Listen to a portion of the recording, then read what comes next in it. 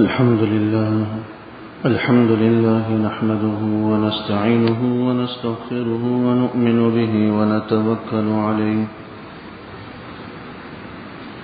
ونعوذ بالله من شرور أنفسنا ومن سيئات أعمالنا من يهده الله فلا مضل له ومن يضلل فلا هادي له ونشهد أن لا إله إلا الله وحده لا شريك له ونشهد أن سيدنا وسندنا ونبينا ومولانا محمدا عبده ورسوله صلى الله تعالى عليه وعلى آله وأصحابه وبارك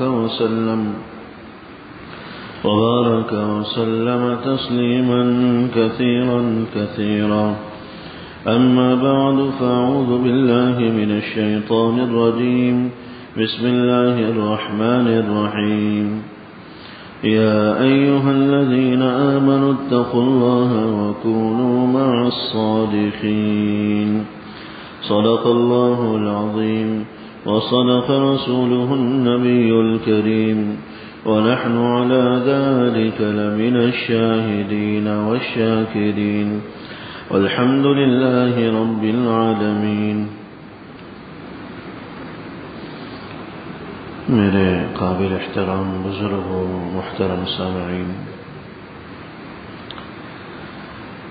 شعبان المعظم کا مہینہ شروع ہو چکا ہے، جس کی آج 3 تاریخ ہے۔ اس کے بعد آنے والا مہینہ رمضان المبارک کا مہینہ ہے۔ شعبان المعظم کا مہینہ یہ بھی بڑی برکتوں والا مہینہ ہے۔ رمضان المبارک کتنا برکتوں والا مہینہ، کتنا رحمتوں والا مہینہ ہے، اس کا ہمیں علم اور اندازہ ہے ہی۔ شعبان المعظم بھی بڑی برکتوں والا، رحمتوں والا مہینہ ہے۔ حضور نبی اکرم صلی اللہ علیہ وسلم نے ایک جگہ فرمایا کہ رمضان شہر اللہ و شعبان شہری، کہ رمضان یہ اللہ کا مہینہ ہے، جبکہ شعبان یہ میرا مہینہ ہے۔ رمضان یہ اللہ کا مہینہ ہے اور شعبان میرا مہینہ ہے۔ اللہ کا مہینہ ہونے کا مطلب کہ اس کے اندر اللہ جل شانہ نے روزے فرض کیے، اللہ جل شانہ کی طرف سے روزوں کی ذمہ داری ہم پر رکھی گئی کہ پورے مہینے کے روزے من جانب اللہ ہم پر فرض کیے گئے، لازم کیے گئے۔ تو اللہ کی طرف سے جو حکم آتا ہے وہ فرضیت کے درجے میں ہوتا ہے، جبکہ ہمارے پیارے نبی صلی اللہ علیہ وسلم کا طریقہ یہ سنت کہا جاتا ہے۔ تو شعبان کو حضور نے فرمایا کہ یہ میرا مہینہ ہے، مطلب اس کے اندر روزے رکھنا میری سنت، جس طرح رمضان میں روزے رکھنا یہ اللہ کا حکم ہے، فرض ہے۔ شعبان یہ میرا مہینہ ہے، اس کے اندر روزے رکھنا یہ میری سنت ہے، میرا طریقہ ہے۔ اس لیے حضرت سیدہ عائشہ رضی اللہ تعالی عنہا فرماتی تھی کہ ہم نے رمضان کے بعد کسی اور مہینے میں اس قدر کثرت کے ساتھ نفل روزے رکھتے ہوئے حضور کو نہیں دیکھا جتنی کثرت کے ساتھ آپ شعبان کے مہینے میں روزے رکھا کرتے تھے۔ جس کثرت کے ساتھ حضور نبی اکرم صلی اللہ علیہ وسلم نفل روزوں کا اہتمام شعبان کے مہینے میں کرتے تھے، کسی اور مہینے کے اندر اس قدر کثرت کے ساتھ روزوں کا اہتمام ہم نے نہیں دیکھا۔ یہ حضرت سیدہ عائشہ رضی اللہ تعالی عنہا فرمانی کہ پورا مہینہ روزہ شعبان کا ہوتا تھا، پورا مہینہ روزہ رکھ لیتے۔ تو رمضان کے تو روزے ہے ہی، لیکن شعبان کے اندر بھی حضور نبی اکرم صلی اللہ علیہ وسلم کا معمول کثرت کے ساتھ روزے رکھنے کا تھا۔ تو یہ شعبان المعظم کا مہینہ شروع ہو چکا ہے، موسم بھی درمیانہ ہے، روزے رکھنا اتنا مشکل نہیں ہے۔ اللہ جل شانہ ہمت دے، روزوں کا اہتمام کرنا چاہیے۔ شعبان، شعب عربی زبان کے اندر شاخوں کو کہا جاتا ہے، درخت کی جو شاخیں ہیں ان کو شعبان کہا جاتا ہے۔ اور جبکہ رمضان کا معنی آتا ہے جھلسا دینا، جلا دینے، جلا دینے والی چیز، جھلسا دینے والی چیز کو رمضان کہا جاتا ہے۔ علماء نے شعبان کو شعبان کہنے کی وجہ یہ بیان کی کہ اس مہینے کے اندر اللہ جل شانہ اتنی کثرت کے ساتھ لوگوں کو نیک اعمال پر اجر و ثواب عطا کرتا ہے، جس طرح درخت کی شاخیں کثرت کے ساتھ، تیزی کے ساتھ نمودار ہوتی ہیں، بڑھتی ہیں، تو درخت کی شاخوں کی مانند تیزی کے ساتھ، کثرت کے ساتھ اللہ جل شانہ ایمان والوں کو اس مہینے کے اندر نیکیاں اور اجر و ثواب عطا کرتا۔ جبکہ رمضان کا معنی ہے جھلسا دینا، جلا دینے، کہ رمضان کے مہینے کے اندر اللہ جل شانہ انسان کے گناہوں کو جلا دیتے، انسان کے گناہوں کو وہ مہینہ جھلسا دیتا ہے، جلا دیتا ہے، راکھ کر دیتا ہے۔ تو یہ نیکیاں بڑھانے کا مہینہ رمضان، گناہ جلانے کا اور گھٹانے کا مہینہ ہے۔ تو شعبن کا معنی شاخ کے ہیں، درخت کی شاخوں کے۔ تو جس طرح درخت کی شاخیں تیزی کے ساتھ بڑھتی، کثرت کے ساتھ بڑھتی ہیں، ایسے ہی اس مہینے کو شعبان اسی لیے کہا گیا کہ لوگوں کی نیکیاں، لوگوں کا اجر و ثواب درخت کے شاخوں کے مانند تیزی کے ساتھ بڑھتا رہتا ہے۔ کہ یہ نیکیاں کمانے کا اور نیکیاں حاصل کرنے کا مہینہ ہے۔ نفس روزہ اپنی جگہ کتنا اجر و ثواب رکھتا ہے، ایک ایک روزے کا اجر کتنا ہے۔ بعض روایات سے پتہ چلتا ہے کہ اللہ جل شانہ نے ہر عمل کا کچھ نہ کچھ اجر اور اس کی مقدار طے کر رکھی۔ کسی کے اندر 10 گنا ملتا ہے، ایک نیکی پر 10 گنا 10% مل جاتا ہے، کسی پر 100 گنا ملتا ہے، 700 گنا تک اجر جاتا ہے۔ لیکن رمضان کے بارے میں فرمایا کہ رمضان یہ وہ مہینہ ہے جو انسان صرف میرے لیے رکھتا ہے، اس لیے اللہ جل شانہ نے فرمایا کہ الصوم لی وانا اجزی بہ، یہ روزہ تو بس میرے لیے ہے، میں ہی اس کا جزا دوں گا، میں ہی اس کا بدلہ دوں گا۔ کوئی لمٹ طے نہیں کی کہ کتنا اس پر اجر ملے گا، کتنا ثواب ملے گا۔ ہر عمل کی ایک مقدار اجر و ثواب کی طے ہے۔ واحد روزہ ہے کہ جس کی کوئی مقدار اجر و ثواب کی اللہ جل شانہ نے مقرر نہیں کی۔ اللہ جل شانہ اپنے شایان شان بے حساب، لامتناہی، غیر محدود اجر عطا فرمائے۔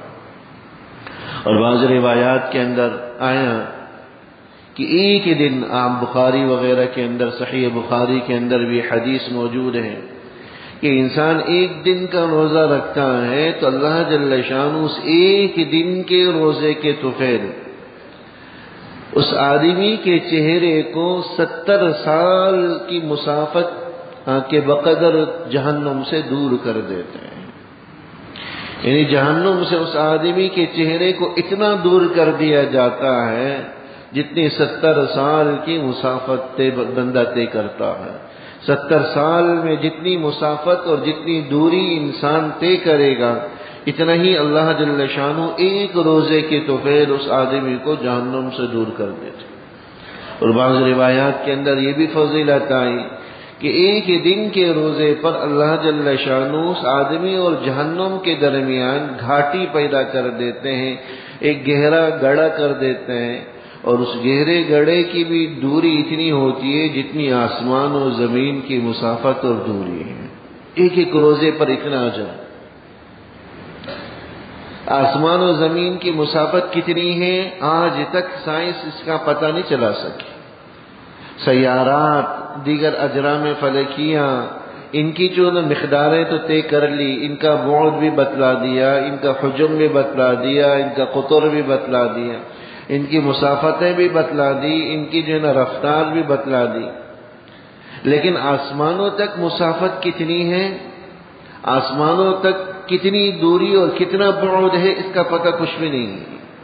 سائنس ابھی وہاں پہنچ نہیں سکتی، کچھ سیارات تک پہنچ سکی ہے، چاند سورج تک پہنچ سکی ہے، لیکن آگے اللہ جل شانہ نے کتنا وسیع اور عریض اس جہاں کو بنایا ہے، اس کی کوئی انسان کو پتہ ہی نہیں۔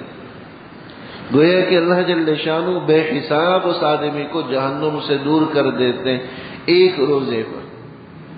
یہ شعبان المعظم کا مہینہ میرے دوستو چل رہا ہے، حضور نبی اکرم صلی اللہ علیہ وسلم کا اس مہینے کے اندر کثرت کے ساتھ روزے رکھنے کا معمول تھا، اس لیے جتنا ہو سکتا ہو اس مہینے کے اندر کثرت کے ساتھ روزوں کا اہتمام کرنا چاہیے۔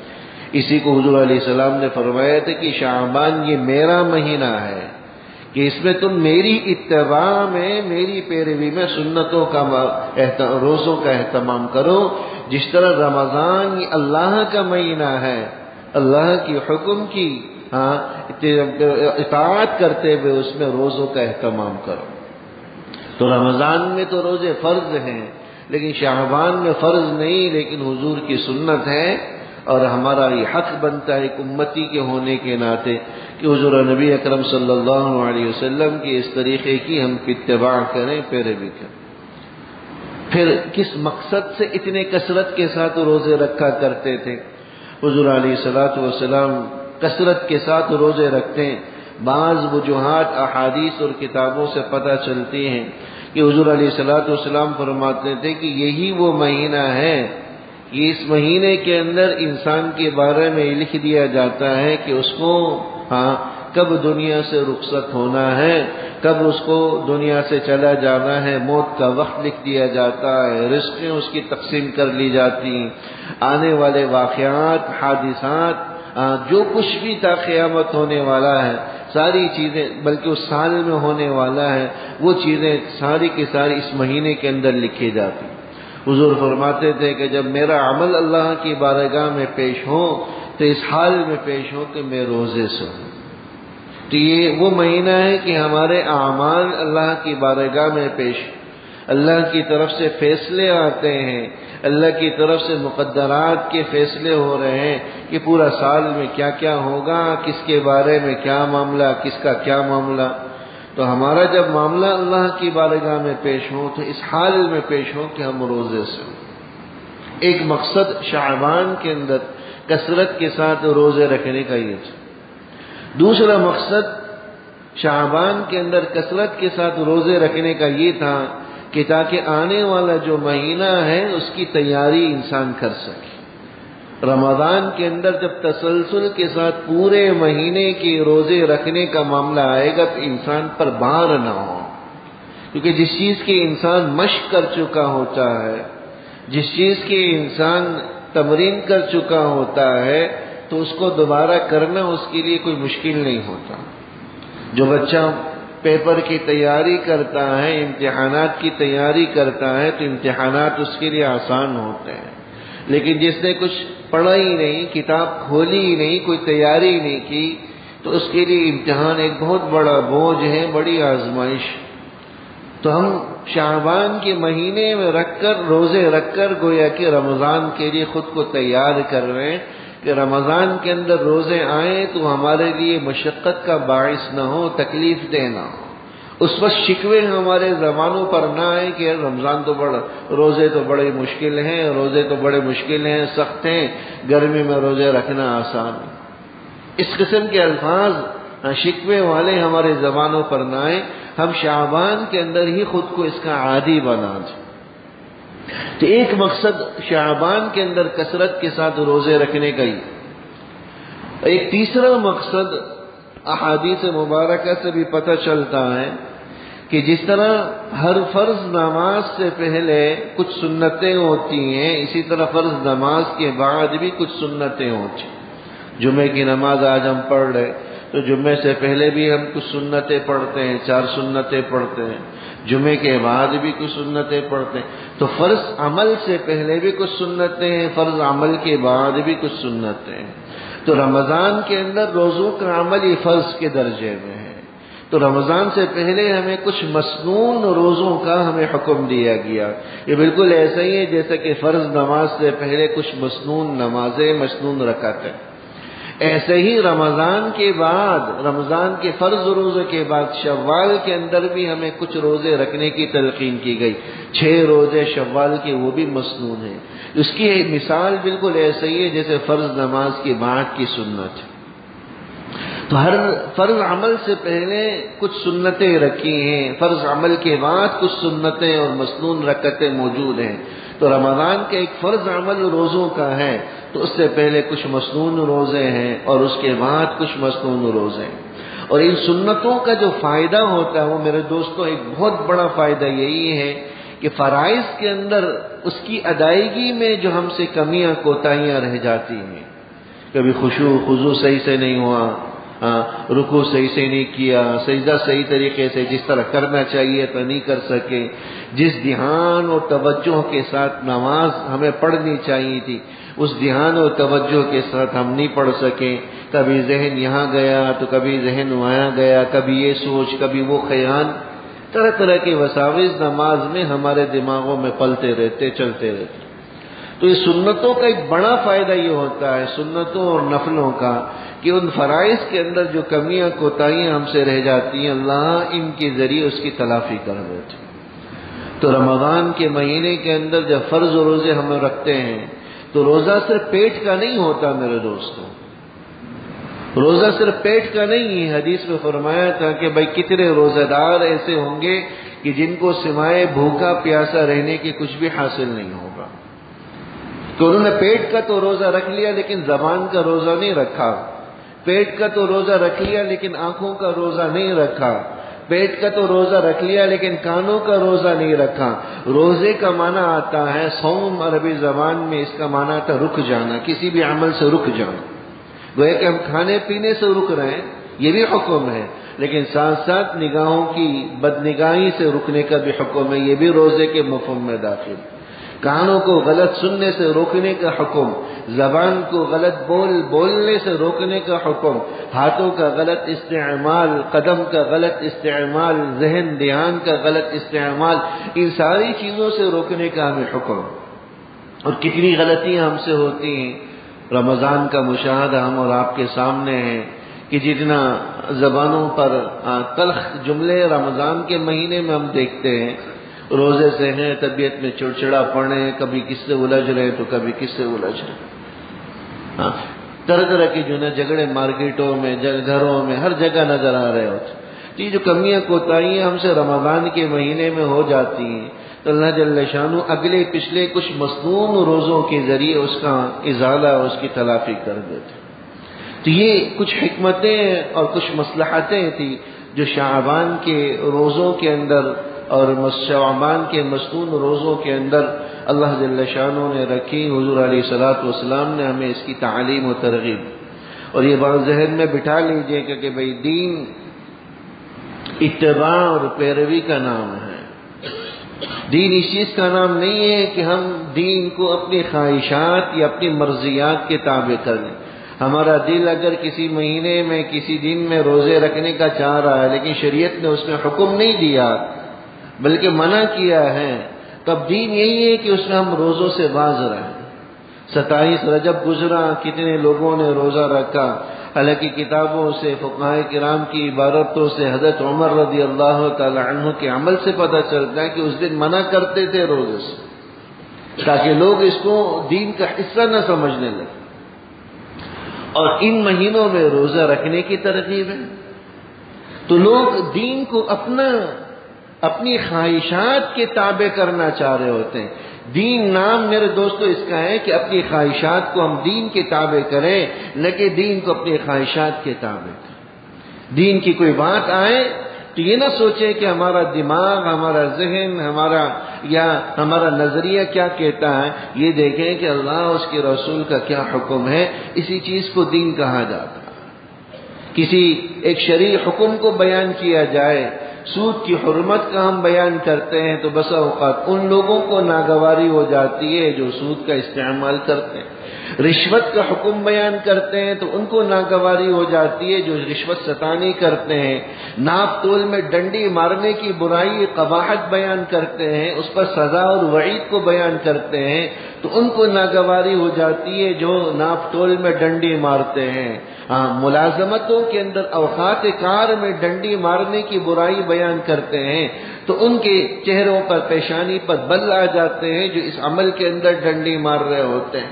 داڑھی کی بات کی جائے تو داڑھی مونڈنے والوں کو ناگواری ہو جاتی ہے. در حقیقت ہم چاہ رہے ہوتے ہیں کہ مولوی صاحب وہ بیان کرے جو ہماری خواہشات کے تابع ہو، وہ بیان نہ کرے جو شریعت ہمیں تعلیم دیتی ہے، جس کا ہمیں شریعت اور دین حکم دیتا ہے، اللہ اس کے رسول تعلیم دیتا ہے. تو ہم نے اپنی خواہشات کو اپنے تابع، اپنے دین کے تابع کرنا ہے میرے دوستوں، نہ کہ ہمارے اپنے دین کو اپنی خواہشات کے تابع کرنا. دین جو کہتا ہے، قرآن جو کہتا ہے، سنت جو کہتی ہے، اللہ اس کے رسول کی جو تعلیم اور فرامین ہے، ہم نے اس کو اپنے تابع کرنا ہے. اپنی جو ہے اس کے خواہشات کو ہم نے اس کے تابع کرنا ہے، اپنی چاہتوں کو اس پر قربان کرنا ہے، نہ کہ دین کو اپنی چاہتوں اور اپنے خواہشات کے تابع بنانا ہے. اسی چیز کی ضرورت ہے. اللہ جل شانہ مجھے اور آپ کو عمل کرنے کے توفیق عطا فرمائے. سنت ہے.